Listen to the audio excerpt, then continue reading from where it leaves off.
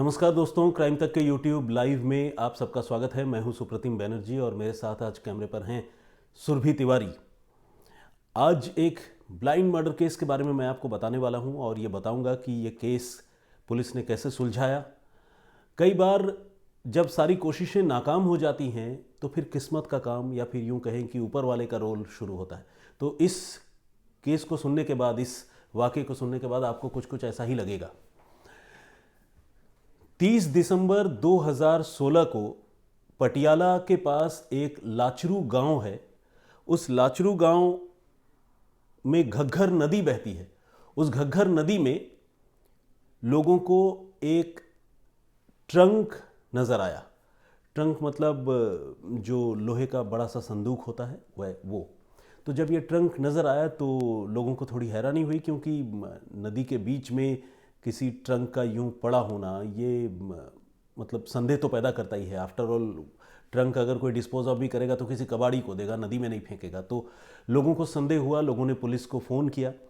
Police मौके पर पहुंची। उस ट्रंक को बड़ी मशक्क़त से नदी के अंदर से बाहर निकाला गया और जब बाहर निकाला और जब बाहर पुलिस उस ट्रंक को निकाल रही थी तभी पुलिस को शक हो गया था कि मामला कुछ गड़बड़ है, क्योंकि वो ट्रंक काफ़ी हेवी था, भारी था। उसके बाद जो डर था या आप लोगों के मन में भी जो बात अभी आ रही होगी वही बात निकली। ट्रंक को जब खोला गया तो उसमें से एक लाश निकली। एक लाश नज़र आई ट्रंक के अंदर। ये लाश जो है तकरीबन 30-29 साल के उम्र के एक लड़के की थी, एक आदमी की।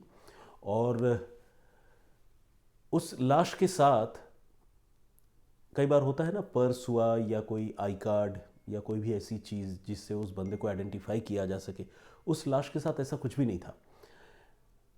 हाँ, एक पीला दुपट्टा उस लाश के साथ उसी ट्रंक के अंदर जो है वो ठुसा पड़ा था। तो अब पुलिस को इस ब्लाइंड मर्डर केस के तह तक जाना था। बहुत बड़ी चुनौती थी पुलिस के पास, क्योंकि जब तक जिस बंदे की मौत हुई है जब तक वो आइडेंटिफाई ही ना हो जाए, जब तक उसकी पहचान ना हो, तब तक आखिर पुलिस इस मामले की तफ्तीश को आगे बढ़ाए तो कैसे बढ़ाए। तो ये एक बड़ी चुनौती थी। तो पुलिस ने अपने तौर पर बड़ी कोशिश की कि उस मरने वाले इंसान के बारे में पुलिस पता लगाए, उसको उसके घर वालों को ढूंढे या उसके दोस्तों दुश्मनों का पता करे। लेकिन तकरीबन 12-14 दिनों का वक्त गुजर गया, लेकिन पुलिस को कोई हेडवे, कोई लीड इस मामले में नहीं मिली। 15वें दिन जाकर पुलिस को एक कामयाबी मिली और ये कामयाबी ये थी कि मरने वाले बंदे की पहचान हो गई। पुलिस को अपने सूत्रों से, अपने मुखबिरों से पता चला कि जिस बंदे की मौत हुई है और जिसकी लाश जो है वो ट्रंक के अंदर डालकर लोगों ने फेंका है, कातिलों ने, उस बंदे का नाम केवल सिंह है और उसकी उम्र 29 साल है। मतलब केवल सिंह था और 29 साल उसकी उम्र थी।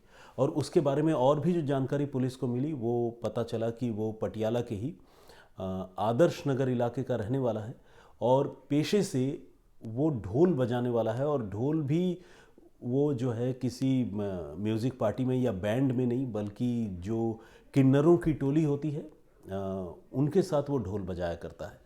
तो ये केवल सिंह का प्रोफाइल था, उसकी आइडेंटिटी थी।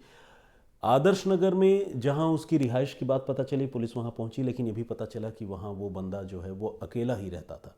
तो उसके कौन से दोस्त हैं, कौन से दुश्मन हैं, पुलिस को बहुत कोशिश के बाद भी कोई बहुत ज़्यादा जानकारी उसके बारे में नहीं मिल पाई।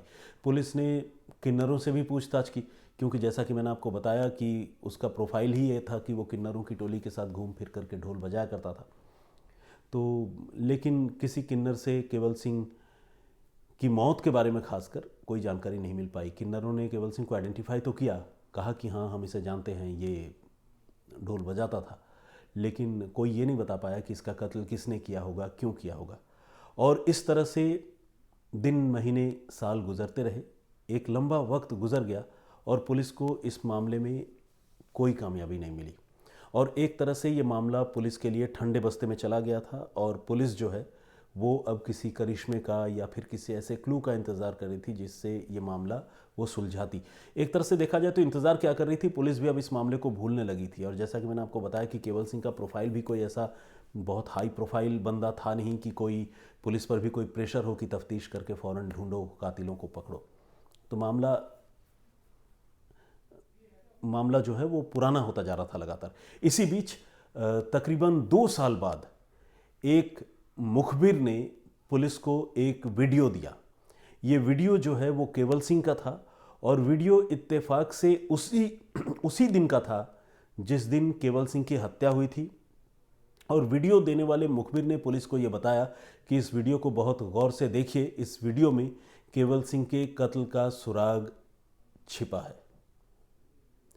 ये अपने आप में एक बड़ी अजीब सी बात थी। मुखबिर से पुलिस जितनी जानकारी उगलवा सकती थी पुलिस ने उगलवाई, और उसके बाद पुलिस को जो वीडियो केवल सिंह का मिला था उस वीडियो को पुलिस ने गौर से देखना शुरू किया।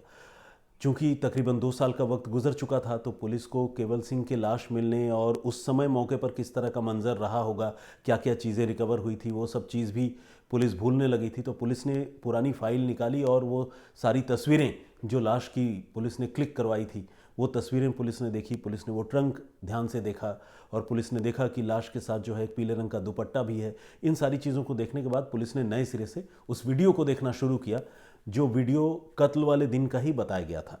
अब पुलिस जब इस वीडियो को देखने लगी ध्यान से, तो अच्छा, सबसे पहले तो आपको ये बताऊं कि ये वीडियो जो है एक बर्थडे पार्टी का था, जिसमें केवल सिंह जो है वो बहुत भंगड़ा डाल रहा था, और दूसरी जो किन्नर थी केवल सिंह के साथ, उसके साथ उठने बैठने वाली, वो किन्नरें भी जो है नाच रही थी, गा रही थी, और एक पार्टी का, एक सेलिब्रेशन का ये वीडियो था। ये बेसिकली किसी की बर्थडे पार्टी का वीडियो था। मुखबिर ने इतनी जानकारी तो दी थी। अब जब पुलिस ने उस वीडियो को ध्यान से देखना शुरू किया, तो थोड़ी देर देखने के बाद जो है इन्वेस्टिगेटिंग ऑफिसर की आंखें चमक उठी। एसएचओ रघबीर सिंह, जो खुद इस मामले को इन्वेस्टिगेट कर रहे थे, उन्होंने ये नोटिस किया कि इस वीडियो में एक शख्स ऐसा है, बल्कि एक किन्नर ऐसी है जिसने पीले रंग का वो दुपट्टा ओढ़ रखा है, पहन रखा है। तो ये पुलिस के लिए एक बहुत बड़ा क्लू था। मतलब केवल सिंह तो उस वीडियो में दिख ही रहा था, और उसके साथ डांस करने वाली एक किन्नर जो है उसने पीले रंग का वही दुपट्टा ओढ़ रखा था जो दुपट्टा केवल सिंह की लाश के साथ ट्रंक में मिला था तकरीबन 2 साल पहले। पुलिस ने एक बार फिर से तस्वीर के साथ मिलान किया और पुलिस को कंफर्म हो गया कि हाँ, ये वही दुपट्टा है। देखने के बाद पुलिस को ये यकीन हो गया। उस किन्नर का नाम था रीता महंत, और रीता महंत जो है किन्नरों की एक टोली का मुखिया थी, और बेसिकली एक ग्रुप चलाती थी, और उसी ग्रुप में ये केवल सिंह भी जो है ढोल बजाता था, उसके लिए काम करता था। इस वीडियो में पुलिस ने एक चीज़ और नोटिस की कि वीडियो तो जैसा मैंने आपको बताया कि पार्टी का था, और उसी पार्टी से केवल सिंह और रीता महंत कुछ देर के लिए उस वीडियो में पार्टी से बाहर जाते हुए दिखे। और उसके बाद जब वीडियो रिज्यूम हुआ और बाद में जब वो वीडियो आगे बढ़ा, तो पुलिस ने ये भी नोटिस किया कि थोड़ी देर बाद वो जो रीता महंत है वो वापस उस पार्टी में आ गई, उसने पार्टी ज्वाइन कर ली, लेकिन ये जो केवल सिंह है वो नहीं आया। तो कुल मिलाकर उस पार्टी से केवल सिंह और रीता महंत एक साथ निकले, लेकिन रीता महंत वापस आ गई और केवल सिंह नहीं आया। ये बात पुलिस ने नोटिस की। और साथ ही पुलिस ने एक और चौंकाने वाली बात नोटिस की, वो ये कि इस बार जब रीता महंत आई तो वो जो है वो दूसरे लिबास में, दूसरे ड्रेस में आई थी, और जब दूसरे ड्रेस में आई थी तो फिर उसके साथ उस दुपट्टे के होने का भी सवाल नहीं था। तो कुल मिलाकर 2 लोग निकले थे, 2 में से एक वापस आई और दुपट्टा भी गायब था। तो ये एक बड़ा क्लू था, और इस क्लू के ज़रिए पुलिस को लग रहा था कि हो ना हो इस मामले में रीता महंत जो है वो इस मामले की एक्यूज्ड हो सकती है। रीता महंत ने ही केवल सिंह का कत्ल किया होगा। लेकिन दिक्कत ये थी कि रीता महंत गायब थी, और उन्हीं दिनों से गायब थी जब केवल सिंह की हत्या हुई थी। उसके बाद एक आध बार तो वो पटियाला आई, देखी गई, लेकिन अभी जब पुलिस इस मामले को री इन्वेस्टिगेट कर रही थी तो रीता महंत का कोई पता नहीं था। पुलिस को लगा कि शायद उसकी सरगर्मी और पूछताछ से रीता महंत को ये हिंट मिल गया हो, किसी ने बता दिया हो कि पुलिस तुम्हें पकड़ सकती है क्योंकि वो केवल सिंह मर्डर केस को री इन्वेस्टिगेट कर रही है। तो हो सकता है रीता महंत इसी वजह से अंडरग्राउंड हो गई है। तो पुलिस ने ये इम्प्रेशन देने की कोशिश की कि वो इस मामले को ख़त्म कर रही है, और एक तरह से क्लोज़र रिपोर्ट इस मामले में कोर्ट में वो दाखिल करने वाली है, क्योंकि इस मामले का कोई सुराग उसे मिल नहीं पा रहा है। और पुलिस ने ये जो ब्लफ किया, ये जो एक तरह से कातिल को धोखा देने की कोशिश की, वो भी ट्रिक जो है वो पुलिस के लिए काम कर गई।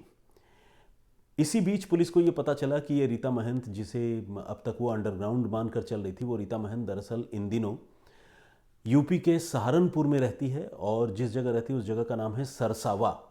तो सरसावा के बारे में पुलिस को एग्जैक्ट लोकेशन, एग्जैक्ट जानकारी मिली रीता महंत की, और पुलिस ने फिर बिना देर किए हुए सरसावा में रीता महंत के ठिकाने पर दबिश दी।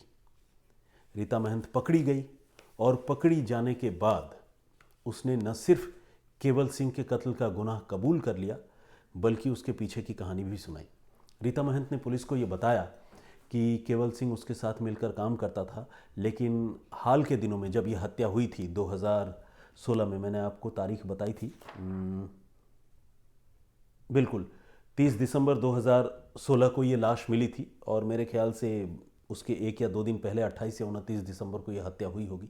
तो उन्हीं दिनों में रीता महंत ने ये बताया कि जिन दिनों ये कत्ल उसने किया, उससे पहले ये जसपाल, क्या नाम है इसका, केवल, ये केवल जो है वो इसको धोखा देकर किसी दूसरे किन्नर के ग्रुप में शामिल हो गया था, और शामिल होने के साथ साथ जो है वो उस दूसरे किन्नर की तरफ से रीता महंत को ये भी कह रहा था कि अब दोनों किन्नरों का जो अलग अलग गुट है वो एक बड़े एरिया में दोनों ऑपरेट करेंगे, और दोनों अपने अपने शेयर की का जो पैसा है, जो बिजनेस है, वो कंटिन्यू करेंगे।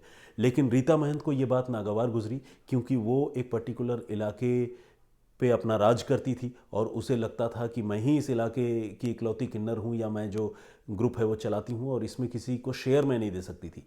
लेकिन यहाँ दिक्कत ये थी कि रीता की जो अपनी ग्रुप की मेंबर थी, वो आदमी केवल सिंह, वो खुद ही दूसरे किन्नर ग्रुप से जा मिला था। तो यहाँ पर रीता के दिल में एक आक्रोश थी, और वो केवल से बहुत नाराज़ थी, और वो केवल की हत्या करना चाहती थी।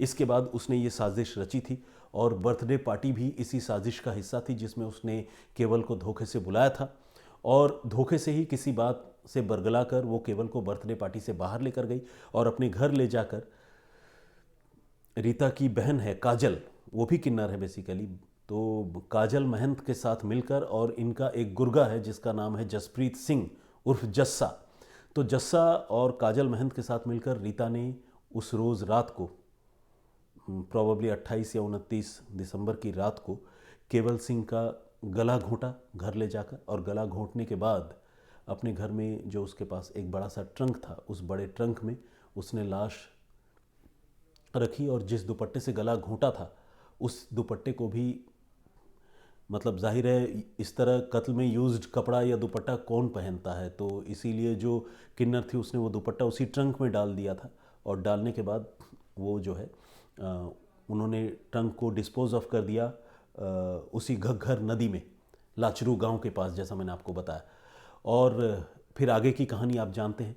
लेकिन यहाँ पर कुछ एक बातें ऐसी हैं जिस पर गौर करना ज़रूरी है, वो ये कि मुझे लगता है कि जो मरने वाला आदमी है केवल सिंह, उसको तो पुलिस ने आइडेंटिफाई कर लिया था, लेकिन अगर वो पीला दुपट्टा जो है उस ट्रंक में नहीं मिलता, तो शायद रीता महंत पर इतनी, हालांकि इतनी जल्दी या इतनी आसानी वाली बात इसमें नहीं है, 2 साल तो फिर भी लग गए, लेकिन शायद देर सवेर भी रीता महंत जो है शायद इस मामले में नहीं फंसती अगर उसने वो पीला दुपट्टा उसमें न डाला होता।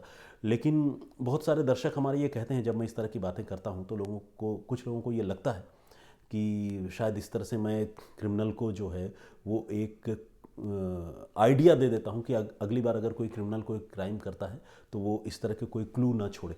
लेकिन नहीं, हमारा यह इरादा नहीं है। हम तो बस आपको ये बताना चाहते हैं कि कातिल जो है वो चाहे लाख जतन कर ले, जितनी भी जुगत लगा ले, लेकिन 99% मामलों में मैंने एज अ क्राइम रिपोर्टर देखा है कि वो पकड़ा जाता है। तो इसीलिए किसी भी टेक्नोलॉजी से, किसी तौर तरीके से कोई कातिल बच सकता है, ऐसी गलतफहमी में कोई भी अपराधी न रहे। जो दर्शक हमारी ये बात मुझे कहते हैं, मैं उन दर्शकों को ये भी कहना चाहूँगा कि अगर कोई प्रोबेबल क्रिमिनल क्राइम तक का ये वीडियो देख रहा होगा तो उसे भी कम से कम ये याद रखना चाहिए कि देर सवेर क्रिमिनल जो है वो पकड़ा ही चाहता है, चाहे वो कितना भी शातिर क्यों ना हो। तो इस ब्लाइंड मर्डर के मामले में भी ऐसा ही हुआ। तकरीबन 2 साल बाद पुलिस ने उसे गिरफ्तार किया 18 अगस्त 2018 को।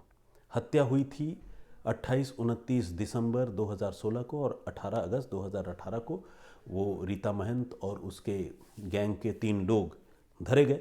पुलिस ने उनको गिरफ्तार कर लिया। और ब्लाइंड मर्डर के सुलझा कैसे? उसी किन्नर के पीले दुपट्टे से जो उसने कत्ल के बाद कातिल की लाश के साथ ट्रंक के अंदर डालकर फेंक दिया था। तो ये कहानी यहीं तक, लेकिन जैसा कि हमारी परंपरा है और हम लगातार आपसे कम्युनिकेट करते हैं दोनों तरफ से, तो इसीलिए आपके जो कमेंट्स आए हैं, कुछ कमेंट्स मैं पढ़ना चाहता हूँ, कुछ लोगों के नाम बताना चाहता हूँ और रैंडमली पढ़ूंगा। जिन लोगों के नाम या कमेंट अभी नहीं पढ़ पाऊंगा, प्लीज़ वो इसको अदरवाइज़ न ले, वो कमेंट करते रहें, वो अपनी बातें लिखते रहें। आज नहीं तो कल उनका नाम भी आंखों के सामने से गुजरेगा तो मैं ज़रूर पढ़ूंगा, क्योंकि ये पिक एंड चूज़ वाली बात नहीं है, रैंडमली पढ़ता हूँ और इसीलिए कभी आपका नाम आता है तो कभी छूट भी जाता है। अमिता कुमारी जो पहला कमेंट है, उन्होंने यही लिखा है कि साउंड प्रॉब्लम है, यानी पिछली वीडियो के बारे में वो कह रही है कि साउंड का कुछ प्रॉब्लम है। एनीवे, अजय शर्मा जी हैं, ये कह रहे हैं dear sir you have great voice. Thank you very much Ajay ji. Anil Kumar ji ने जो है वो इमोजी बनाई है बेसिकली यूं वाली, यानी बहुत अच्छे वीडियो वाली। शम्स भाई की आवाज़ मस्त है, अनुज तोमर ये लिख रहे हैं। तो एनीवे, शम्स भाई की आवाज़ तो मस्त है ही, वो सबको पता है, लेकिन मुझे लगता है कि अनुज जी ने गलत वीडियो पे ये कमेंट कर दिया है। यहाँ तो मैं बैठा हूँ सुप्रतिम, लेकिन चलिए ठीक है, मतलब कमेंट गलत नहीं है, हो सकता है जगह गलत हो। अशरफ गिरच, मेरे प्रीवियस कमेंट आपके लिए नहीं, दूसरे नैरेटर लोकेंद्र जी के लिए है। उनका वीडियो देखकर उन्होंने कोई कमेंट किया था और एनीवे ये तो खैर एक पुरानी बात है, उन्होंने क्लैरिफिकेशन दिया है अशरफ साहब ने। राखी सेवेंथ अरोड़ा के नाम से भी एक कमेंट है और उन्होंने पता नहीं, मतलब बस कमेंट ही किया है, LLI लिखा हुआ है या ILI ऐसा लिखा हुआ है, इसका क्या मतलब है मैं समझ नहीं पाया। राखी जी कुछ लिखिए खुलकर। AP के नाम से एक ID है और उन्होंने बहुत अच्छा, जिसे कहते हैं 2 लीटर खून बढ़ाने वाला कमेंट किया। उन्होंने लिखा your presentation is superb, specially your command over Hindi, Urdu and English languages. I love the way of story telling. और भी बहुत सारी मतलब पॉजिटिव बातें उन्होंने लिखी हैं, तो मैं बहुत शुक्रगुजार हूँ AP साहब या AP मैम, आप जो भी हैं, और मैं बहुत ग्रेटफुल हूँ। थैंक यू वेरी मच इस तरह के पॉजिटिव कमेंट्स के लिए। समीर जॉन सैम ये लिखते हैं प्लीज़ से loudly your sound is nice but slow. अगली बार और कोशिश करूँगा कि आवाज़ थोड़ी साफ़ आए। अगर कुछ लोगों को साउंड प्रॉब्लम हो रही है सुनने में, तो मैं कोशिश करूँगा कि अगली बार ये कमी दूर कर लीजिए। अब तो खैर जो रिकॉर्ड करना था या जो बातें करनी थी वो हमने आपसे कर ली, लेकिन अगली बार के लिए मैं ये कह रहा हूँ। बाकी इस बार भी मैं जाकर ज़रूर बात करूँगा जो हमारी टेक्निकल टीम के लोग हैं उनसे। ग्लोबल सिटीज़न वो लिख रहे हैं सर लॉन्ग टाइम कहाँ थे, welcome back. Thank you very much. Putin इन ये भी वेलकम बैक लिख रहे हैं। स्वाति सरा लिख रही हैं as we suggested it's better to ignore negative people, they are full of negativity and have no enough courage to say good to someone. Talking bad to someone is easy for them, then appreciate your voice brings us to 90s radio era. तो Swati ji thank you very much इतनी हौसला अफजाई के लिए। और आपने जो बात कही 90s रेडियो एरा, मैं समझ गया कि आप सिबाका या बिना का गीतमाला की बात कर रही हैं, क्योंकि बहुत सारे लोगों ने जो रिनाउंड TV के प्रेजेंटर थे उस समय, अमीन सयानी साहब, उनकी आवाज़ से मेरी आवाज़ की तुलना करते हैं, तो मेरे लिए तो समझ लीजिए कि किसी दिए की तुलना सूरज से करने जैसी बात है और मैं उसके लिए खुद को बड़ा गौरवान्वित महसूस करता हूँ। लेकिन चलिए, आपने ये कमेंट किया है तो मैं ग्रेटफुल हूँ और मैं क्या कह सकता हूँ। Thank you very much. I will speak words के नाम से एक ID है और उन्होंने लिखा है छोटे छोटे या गरीब अपराधी लोगों को तो पुलिस एक न एक दिन ज़रूर पकड़ेगा। लेकिन कह के इन्होंने डॉट छोड़ दिया। कहने का मतलब ये कि जो बड़े और प्रभावशाली लोग होते हैं वो पकड़ में नहीं आते, इनके कहने का मतलब शायद यही है। तो एनीवे, मैं आपकी बात से पूरी तरह सहमत नहीं हूँ। छोटे और गरीब लोग तो पकड़े जाते हैं, इसमें कोई दो राय नहीं है, लेकिन बड़े लोग भी पकड़े जाते हैं। इस देश में बड़े लोगों को भी सज़ा हुई है, बहुत सारे ऐसे उदाहरण मिल जाएंगे अगर आप देखें तो। Mani Chhetri welcome back sir ये लिख रहे हैं। मोहम्मदी लोखंडवाला मोहम्मदी फ्रॉम UK, उन्होंने अपने बारे में बताया crime talk is only for my brother Shams. Okay, Mohammadi Lokhandwala ये कह रहे हैं कि क्राइम तक जो है सिर्फ शम्स ताहिर खान साहब के लिए, मतलब हम लोगों के लिए नहीं है, उनके कहने का मतलब ये है। एनीवे चलिए ठीक है, कोई बात नहीं, बहुत बहुत स्वागत आपका। ताउन ले के नाम से एक कमेंट है और उन्होंने लिखा you are best sir. Thank you very much ताउन ले जी। मोहम्मदी जी ने एक और भी कमेंट लिखा है, किश्तों में वो कमेंट लिख रहे हैं और उन्होंने लिखा है कि I don't like this video, I like only Shams. तो ठीक है मोहम्मदी साहब, बहुत बहुत स्वागत है आपका, आप शम्स साहब की वीडियो देखते रहें। गोटा रजी फैमिली, ये कूल के ना कूल लिखा है इन्होंने। मधुर मिश्रा सर, आपकी आवाज़ बहुत अच्छी है और आपका अंदाज़ भी बहुत अच्छा है, थैंक यू वेरी मच। और अशरफ जी का कमेंट तो मैंने आपको बताया। बगीचा सिंह ये लिखते हैं, my brother is back. Banerjee ji, भाई आप रॉबिन हुड की कहानी दसो कि रॉबिन हुड की सी, वो कह रहे हैं कि रॉबिन हुड की कहानी बताऊं कि वो कौन था, कैसा था। और ये पंजाबी में कमेंट लिखते हैं और मुझे पंजाब के, जिन दिनों मैं पंजाब में रहता था उन दिनों की मुझे याद आ जाती है। सलाउद्दीन दादू, इनका भी कमेंट है। दीपक अग्रवाल, बहुत अच्छी स्टोरी उन्होंने लिखा है। धनंजय मिश्रा, सर जी आप बहुत स्मार्ट हैं। Dhananjay ji thank you very much, कमाल कर दिया आपने। Kiran Seth, God bless you Banerjee ji. Raj आप गए कहाँ थे इतने वक्त तक। Kajal Shaikh, good night sir, good work, उन्होंने रात को देखा होगा वीडियो। इंद्रपाल सिंह, किसान मजदूर एकता जिंदाबाद। चलिए भाई, यहाँ पर भी आपने किसान मजदूर एकता की डुगडुगी बजा दी। कोई बात नहीं, किसी भी फ्रंट पे कर सकते हैं जब तक कोई बुरी बात ना हो। बहुत बहुत स्वागत है आपका इंद्रपाल जी। Surjit Kumar Mandal, miss you sir, बहुत दिनों बाद आपको सुनकर अच्छा लगा। I am from Jamshedpur.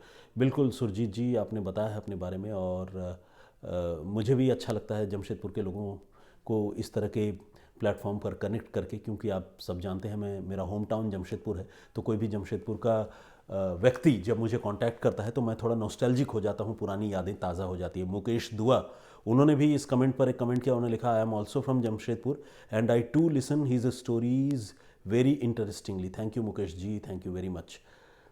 Ravinder Kaur, आपका दिमाग खराब है क्या? अगर ऐसे लोग मंदिर पर कब्जा करके बैठे हैं तो वो कितने खतरनाक होंगे, आप उनकी आइडेंटिटी क्यों बता रहे हैं?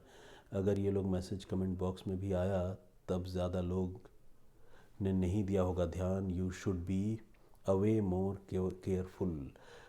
अच्छा, इन्होंने किसी स्टोरी पर, पिछली स्टोरी पर बल्कि जो पिछली स्टोरी थी उस पर ओके, उस पर उन्होंने कमेंट किया है कि ऐसे लोग बहुत ख़तरनाक हैं तो उनकी आइडेंटिटी रिवील नहीं करनी चाहिए। लेकिन कौन से मंदिर पर कब्ज़ा, थोड़ा सा मुझे लग रहा है रविंदर जी का जो कमेंट है वो थोड़ा मिसमैच लग रहा है मुझे, क्योंकि जो मेरा पिछला यानी प्रीवियस वीडियो था वो मुंबई की एक कहानी थी जिसमें एक आदमी जो मजदूरी करता था, कोई काम करता था घर के अंदर फर्निशिंग का, उसने किसी महिला पर हमला किया था और वो 10 सालों तक, 11 सालों तक छिपता रहा और फाइनली पुलिस ने उसे पकड़ा। और जब पकड़ा तो उसने अपनी पहचान बदल ली थी और न सिर्फ पहचान बदली थी बल्कि अपना धर्म भी बदल लिया था, इसके बावजूद वो पकड़ा गया। ये कहानी मैंने सुनाई थी। जीडी सिंह ये लिख रहे हैं, पता नहीं क्या मिलता है लोगों को क्राइम करके। ताज मोहम्मद, इन्होंने लिखा है सर आप लोगों की परवाह ना करें, नेगेटिव लोग हर जगह होते हैं, मिल जाएंगे और उनको बिल्कुल तवज्जो ना दे। Srinivas Rao, good show sir, first time watching, great. Shams Tahir Khan sir, चलिए ठीक, thank you very much. Shiva Shambhu, ये मेरा भाई आ गया, इन्होंने लिखा, थैंक यू वेरी मच। इससे अच्छी बात और क्या होगी कि आप इतने प्यार से स्वागत कर रहे हैं। गौरी शंकर भट्ट ये लिखते हैं, शम्स ताहिर खान जी नहीं सुनाते हैं क्या अब क्राइम तक की कहानियाँ पर? आप भी अच्छा वर्णन करते हैं पर शम्स सर की बात कुछ और थी। नहीं नहीं गौरी शंकर जी, वो रोज़ सुनाते हैं, मैं तो फिर भी जिसे कहते हैं कि इरेगुलर हूँ, हफ्ते में 2 या 3 दिन ही आता हूँ, लेकिन शम्स सर तो लगातार आते हैं, तकरीबन 6 दिन आते हैं हफ्ते में। तो उनका आप ज़रूर उनको सुनिए। प्रवीण कुमार शर्मा, सर आपके बोलने का तरीका, बातचीत का तरीका आदरणीय शम्स ताहिर खान से भी बेहतरीन है। खैर ये आपका नज़रिया है, नो कमेंट्स ऑन दिस, क्योंकि मुझे लगता है कि तुलना करना उचित नहीं होगा।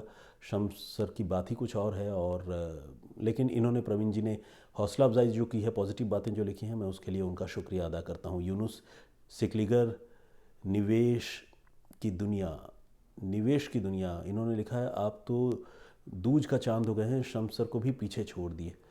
अच्छा, निवेश की दुनिया, आप क्या करते हैं या क्या करती हैं? चूँकि आपने एक गर्ल की तस्वीर लगा रखी है, बहुत मुमकिन है कि आपकी आईडी है तो आपकी अपनी तस्वीर हो, तो आप क्या करती हैं? निवेश की दुनिया का क्या मतलब है ये मैं जानना चाहूँगा। अगर आपको मुनासिब लगे तो ज़रूर अगली बार वीडियो में जवाब दें। बाकी मोहम्मद मुश्ताक आलम, उनका भी कमेंट है, हर्ष दलाल का भी है। और अब कुछ स्क्रॉल कर लेता हूँ जल्दी से ताकि जो लोगों ने पहले कमेंट किया है, कुछ वैसे लोगों के कमेंट भी जो है वो पढ़ पाऊँ। वसीम, गौरव पटेल, अमृत कुमार, शोभा कुलकर्णी, सुनील कुमार, राघव शर्मा, वसीम सद्दाम, मनोज शर्मा, प्रभात सिंह चौहान, जुबेर पटेल, MV, मिनिशा आइंद, गोरे बाइक मैकेनिक शेख, अर्श बाजवा, सर लुधियाना कदों आऊना, इन्होंने लिखा है। जब आऊँगा तब बताऊँगा दोस्त, thank you very much. Shobhit Paswan happy new year कह रहे हैं। अरमान सिंह, दीदारुल बापू, सुनील कुमार 56, आशीष पवार, साजिद,